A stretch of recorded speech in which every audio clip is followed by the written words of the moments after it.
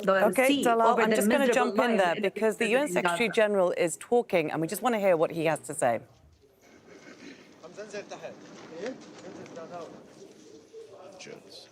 Sadly, these numbers are expected to rise as the attacks are ongoing and many remain unaccounted for. In addition, over 100, possibly more, Israelis, civilians and military have been reported captured by armed groups, including women, children and the elderly. Some are being held hostage inside Israel, and many others have been taken inside the Gaza Strip. Meanwhile, Hamas and Palestinian Islamic Jihad have launched thousands of indiscriminate rockets that have reached central Israel, including Tel Aviv and Jerusalem. I recognize the legitimate grievances of the Palestinian people, but nothing can justify these acts of terror and the killing, maiming and abduction of civilians. I reiterate my call to immediately cease these attacks and release all hostages. In the face of these unprecedented attacks, Israeli airstrikes have pounded Gaza.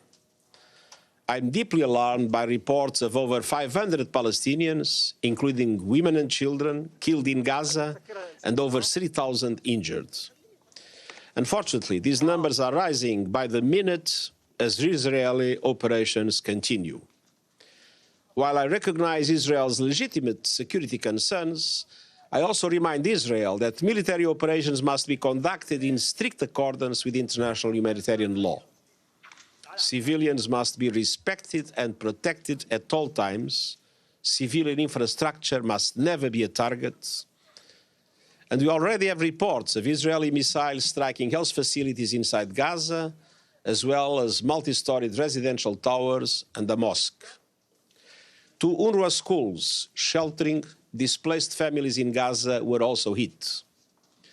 Some 137,000 people are currently sheltering in UNRWA facilities, with the number increasing as heavy shelling and airstrikes continue.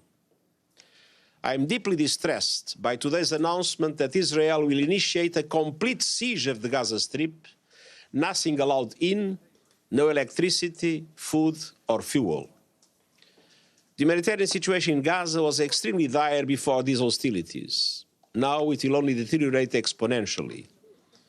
Medical equipment, food, fuel and other humanitarian supplies are desperately needed, along with access for humanitarian personnel. Relief and entry of essential supplies into Gaza must be facilitated, and the UN will continue efforts to provide aid to respond to these needs. And I urge all sides and the relevant parties to allow United Nations access to deliver urgent humanitarian assistance to Palestinian civilians trapped and helpless in the Gaza Strip. And I appeal to the international community to mobilize immediate humanitarian support for these efforts. The UN Special Coordinator and I are engaging with leaders in the region to express our concern, our outrage, and to advance efforts to avoid any spillover to the wider Middle East. Even in these worst of times, and perhaps especially in the most trying moments, it is vital to look to the long-term horizon and avoid irreversible action that would embolden extremists and doom any prospects for lasting peace. This most recent violence does not come in a vacuum. The reality is that it grows out of a long-standing conflict with a 56-year-long occupation and no political end in sight. It's time to end this vicious circle of bloodshed, hatred, and polarization. Israel must see its legitimate needs for security materialized, and Palestinians must see a clear perspective for the establishment of their own state realized. Only a negotiated peace that fulfills the legitimate national aspirations of Palestinians and Israelis, together with their security alike, the long-held vision of a two-state solution in line with United Nations resolutions, international law and previous agreements, can bring long-term stability to the people of this land and the wider Middle East region. Thank you. Thank you, sir. Thank you very much. That was a speech given by the UN Secretary General Antonio Guterres. He was addressing the situation there in Gaza and Israel, saying he's deeply concerned by events, recognises the grievances on both sides, but calls for an end to attacks from both sides. Let's bring in Shihab Ratansi. He's live for us at the United Nations. Shihab, what Guterres was saying is pretty much in line, isn't it, with what one would expect to hear from the United Nations? Right, but I know you just missed the beginning of that statement. So just to summarize what he said he just concluded an extraordinary meeting of senior UN leaders to discuss the unprecedented developments in Israel and the occupied Palestinian territory. And then he repeated what he said was his, quote, utter condemnation of the abhorrent attacks by Hamas and others against Israeli towns and villages. And I think then you kind of pretty much caught up with the statement. As you say, yes.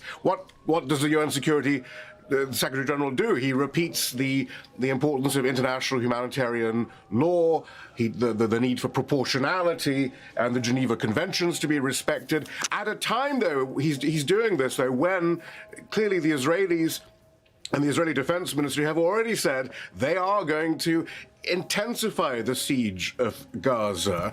The defense minister in Israel called the Palestinians animals. So clearly this is directly a violation already of international law, international humanitarian law and proportionality. But we saw there the Secretary General then sort of balancing things out by saying, well, we're very concerned about the siege. We want to continue UN deliveries into Gaza. But meanwhile, even the Palestinians' aspirations, while legitimate legitimate grievances, they can't justify acts of terror towards Israel as well. So it's kind of classic UN Secretary General, even as we see the utter flouting of everything that the United Nations actually stands for. And Shihab, what about the UN Security Council? That's what we're hearing from the Secretary General. What are we hearing from the Council? Nothing now, nothing today. We did have that meeting, those closed consultations on Sunday, and it was striking, though, whom we heard from. We heard from the US ambassador, who had a very different message to the UN Secretary General. His message was pretty much just the green light for for Israel to do anything it basically wants.